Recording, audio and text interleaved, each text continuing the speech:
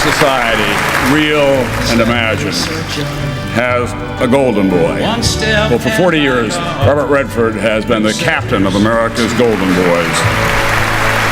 I honor him because he is a citizen. Robert Redford was more than a Hollywood legend.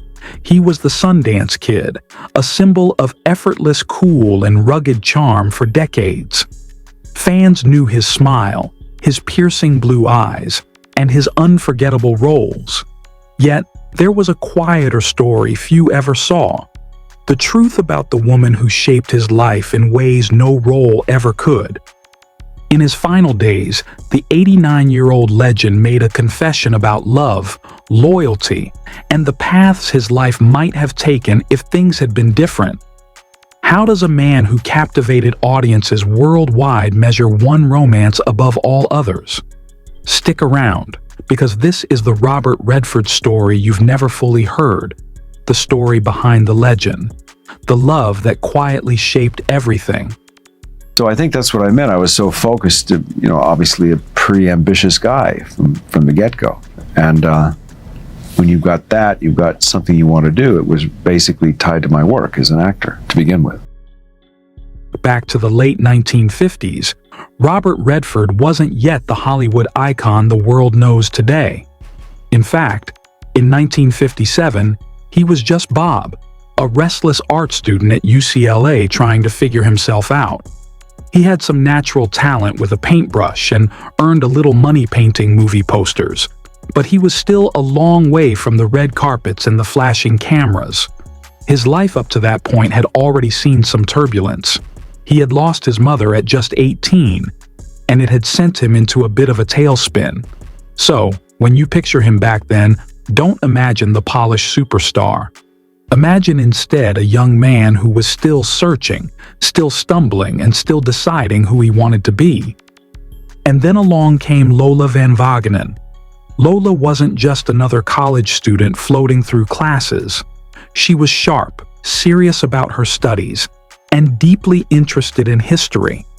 She carried herself with a kind of quiet confidence, the kind of presence that made people stop and pay attention. Coming from Provo, Utah, she had a groundedness about her, shaped by her Mormon upbringing, but at the same time, she was open-minded, thoughtful, and full of ambition. While Robert was chasing dreams in art studios, Lola was diving deep into the past, honing her skills as a historian long before she would make her own mark in the world. The two of them met not in some glamorous Hollywood setting, but at a casual party in the Valley. Robert showed up looking every bit the bohemian student, rumpled clothes, easy grin, and a spark of mischief in his eyes. Lola, on the other hand, stood out with her elegance and poise. The story goes that something about her laugh immediately caught his attention, a sound that seemed to cut through the noise of the party. That night, he even had to borrow a couple of dollars just to buy her a cup of coffee afterward. It was awkward, endearing, and probably told her more about who he was than anything else could have. Within 8 months, in August of 1958, they were married in Las Vegas. The ceremony was simple and small, no paparazzi, no Hollywood flash, just two young people starting a life together. They had barely a few $100s in the bank, borrowed a car to get around, and even the wedding cake came from Lola's family kitchen. It was humble, but it was theirs, and in hindsight, it was the calm before the storm that was about to hit. By the time calls from agents started trickling in around 1960, Lola was the one helping manage the little things, typing out letters, organizing, and making sure Robert had the support he needed. At that point, neither of them could have guessed just how quickly things were about to change. Hollywood was circling, ready to pull Robert into its orbit, and neither of them truly knew how that spotlight would transform not just his career, but their marriage too. And it was with Butch Cassidy and the Sundance Kid that the quiet life they had built together would be turned completely upside down. It's funny how quickly Hollywood can change someone's life. One day, Robert Redford was landing the odd supporting role, And the next, he was suddenly at the center of it all. His face was everywhere, and his phone never seemed to stop ringing. Directors wanted him, producers wanted him, even strangers on airplanes slipped him little notes. By the early 1970s, his name was tied to some of the biggest films of the decade, from The Way We Were to The Great Gatsby, 3 Days of the Condor, and All the President's Men. Each movie added another layer to his reputation as not just a good-looking actor, but a serious talent who could carry a story on his shoulders. Was always shining. No one seemed to be starving. Everyone seemed mildly happy. Everyone looked well. It was sort of suffocating. While the fame machine roared around him, Lola worked hard to keep their family's world grounded. She clipped coupons, she encouraged hand-me-downs for the kids, and she made sure that life inside their home felt as normal as possible, no matter how extraordinary things looked on the outside. Their family was growing quickly during this whirlwind too. Shauna was born in 1960. Their son Scott arrived the year before. Then came James in 1962, and later Amy in 1970. As success brought more money and opportunities, Robert made a decision that surprised many in Hollywood. Instead of leaning further into the bright lights of Los Angeles, he bought a rundown ranch in Utah. Being a movie star on the one hand and wanting so ferociously to be a private person on the other, there's quite a bit of tension. It's almost libelous. Libeling yourself? Yeah, really. It's not pleasant. It's not easy and it's not pleasant, but... For him and Lola, it wasn't just about owning land. It was about creating a space that felt real, away from the flashing cameras and endless attention. Over time, that property became what the world would know as Sundance. But back then, it was simply their escape. Of course, even there, the attention wasn't far behind, with photographers showing up uninvited and trying to catch glimpses of their private life. But at the end of the day, Robert always came home to Lola. No red carpets, no studio execs, just her cooking dinner, asking thoughtful questions, and reminding him that there was a world beyond the spotlight. She was his balance in a life that often felt like it was moving too fast. Yet beneath that stability, life was about to throw them something that no fame or fortune could prepare them for. What frightens me more than anything is that is the shrinking. The environment shrinks on you. I mean, people begin to treat you more and more like an object, and the danger is that you begin to feel more and more like an object, and the chances are you'll begin to act more and more like one. Now, this is the part of Robert Redford's story that very few people talk about, and honestly, it's one of the hardest. Back in the late 1950s, when Robert and Lola were barely starting out as young parents, they went through something no couple ever wants to face. Their baby boy, Scott, passed away suddenly while napping. Back then, people didn't even have a name for it that made much sense, and doctors couldn't give real answers. It was just one of those heartbreaking mysteries that left them shocked and broken.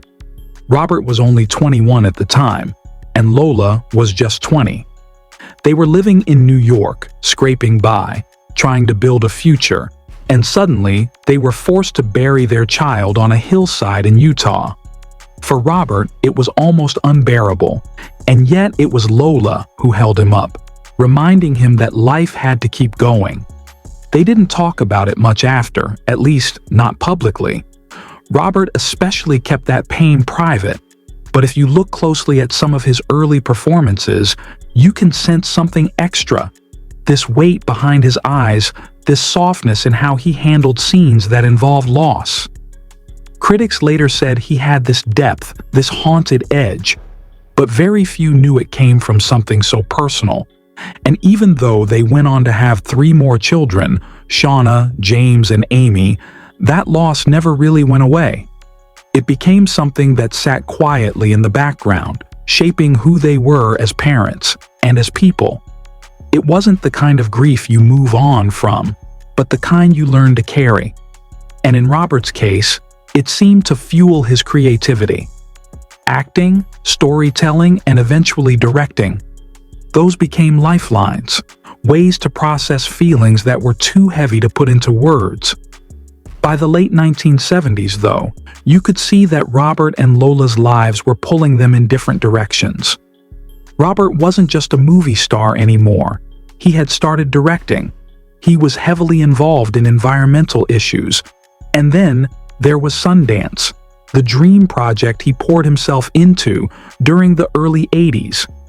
What started as a personal retreat in Utah slowly turned into this massive cultural hub for independent filmmaking. On top of that, he was speaking out about Native American rights and conservation. He wasn't slowing down. If anything, he was speeding up. Meanwhile, Lola had her own ambitions, and they were just as powerful. She wasn't content with being known only as Robert Redford's wife. In the early 70s, she co-founded an environmental group, and she became a serious voice in that world, talking about solar energy and sustainable living before it was trendy. She went back to school, earned multiple degrees, and even finished a PhD in American history. She wrote books, served on committees, and testified in Washington. Basically, she was just as busy as he was and just as determined to make a difference. Now, if you picture those two lives side by side, you can see the problem. Their conversations at dinner went from being about shared dreams to being about schedules, logistics, and who was going to be where. Robert might be in Utah working on Sundance, while Lola was across the country meeting with policymakers. The emotional distance slowly started to reflect the physical distance. And though they still looked like the picture-perfect couple in public, posing at award shows, smiling for the cameras, the reality behind the scenes was a lot more complicated. When Robert won the Oscar for Ordinary People in 1981, there was a quick kiss on the cheek for Lola that the cameras barely caught, and to the public, it looked like everything was fine. But in truth, their marriage was holding together more out of habit than intimacy. Friends later described them as living more like roommates, still deeply connected by shared history, but no longer functioning as partners in the traditional sense. By 1985, after nearly 3 decades of marriage, they decided to separate. It wasn't messy or scandalous. There were no tabloid headlines about fights or cheating. It was simply two people realizing that their lives had moved in different directions. They made a joint statement about remaining friends and committed parents, and unlike so many Hollywood couples, they actually meant it. They still showed up for family events together, they still called each other, and they still carried little habits of care, like Lola always having antacids in her purse because Robert struggled with indigestion. One of the most touching things people close to them have said is that Robert never forgot their son Scott. Every year on Lola's birthday, at 7 in the morning, the exact time Scott had been born, he would call her just to say that he remembered. That ritual continued even after the marriage ended, showing that while their relationship had changed, the bond between them never really went away. So, yes, on paper, their marriage ended. But in reality, it evolved into something else. A partnership that looked different, but was still built on love, respect, and shared history. And that quiet connection between them? It's part of what makes Robert's later admission about the love of his life so surprising. Because for many people, the assumption was always that Lola held that title. But as time went on, Robert's story revealed another chapter and another person who would also hold an incredible place in his heart. As the years rolled on, Robert Redford's career never really slowed down, but his personal life shifted into something quieter. He had already lived through the kind of fame that follows you everywhere, so when it came to relationships, he kept things low-key. That's why it caught people's attention in the mid-1990s when he connected with someone who wasn't part of Hollywood at all. In 1996, while at his Sundance resort, he met Sybil Sagars, a German abstract painter. She wasn't dazzled by his status, and honestly, she didn't even care much for movies. She just treated him like a regular guy, which for someone like Redford was rare and refreshing. Imagine being known all over the world, and then suddenly meeting someone who asks you to fix a bike chain without realizing or caring that you're one of the biggest stars of your generation. That kind of realness hit differently for him. Over time, their bond grew stronger, and by 2009, they decided to marry in a very small ceremony in Hamburg, Germany, with only family present. It was simple, personal, and far from the Hollywood spotlight, and people close to him noticed a shift. He looked more relaxed, almost like he'd finally found a kind of balance he had been searching for. Sybille shared his love for the environment, which made their connection even stronger. Together they worked on creative projects like The Way of the Rain, a non-profit blending art and environmental awareness. For Robert, it wasn't just a marriage, it was a new chapter that combined love, creativity, and purpose. But just when it seemed Robert had reached a place of peace, life had another difficult turn waiting for him. By the time 2020 came around, Robert Redford had already lived through more than his share of personal loss, but nothing could have prepared him for what happened that year. His son James, who was often described as the most creative and sensitive of his kids, passed away after battling liver cancer. James had been dealing with health issues since he was young, including liver disease that led to 2 transplants back in the early 1970s-90s. And in 2019, doctors discovered cancer while he was waiting for another transplant. He was only in his late 50s when he died. And for Robert, it reopened a wound that had never really healed since losing his first son, Scott, so many decades earlier. Family and close friends gathered in Utah for a small outdoor service, and witnesses couldn't help but notice the way Robert stood between 2 of the most important women in his life, Lola and Sybille, holding on to both of them for strength. It was one of those rare, unspoken moments that said everything without words. To the press, it became tabloid fuel, but in reality, it was just a father leaning on the people who knew his pain best. Grief doesn't follow rules, and in that moment, titles and labels didn't matter. What mattered was the fact that Robert had to face yet another devastating loss, and at nearly 90 years old, the weight of it showed. The death of James left him quieter, more reflective, and those closest to him noticed he seemed to carry himself differently afterward. And it's in this final stage of his life that he shared something deeply personal, an admission about the love of his life that he had held close for decades. Before Robert Redford passed at the age of 89, he shared a quiet acknowledgement about the woman who had truly shaped his later years. While Robert and Sybille Zagars never had children together, their relationship was marked by visible affection, often holding hands at public events or on red carpets, a subtle but steady reminder of their bond. Despite the noticeable age difference, Robert often reflected on the profound impact she had on his life, describing her as someone who brought him a sense of renewal and perspective he hadn't experienced before. Sybille also embraced her role as stepmother to Robert's children from his earlier marriage to Lola Van Wagenen, Shauna, James, and Amy. In his final years at Sundance, where he found both solace and inspiration in the mountains he loved so deeply, Robert was surrounded by family and the quiet rhythms of life he cherished. A representative noted that he passed at home, in the place that had become a sanctuary, surrounded by those who mattered most. The simple statement summed it up: he will be greatly missed. Even in the end, it wasn't fame, accolades, or Hollywood glitz that defined Robert Redford. It was love, family, and the people who anchored him through both joy and heartbreak, the real constants in a life lived at full intensity. Leave a comment below telling us how you'll remember Robert Redford. What aspect of his incredible life resonated most with you? And if you want more stories about icons, then ring that notification bell so you don't miss a single one. Thank you for watching.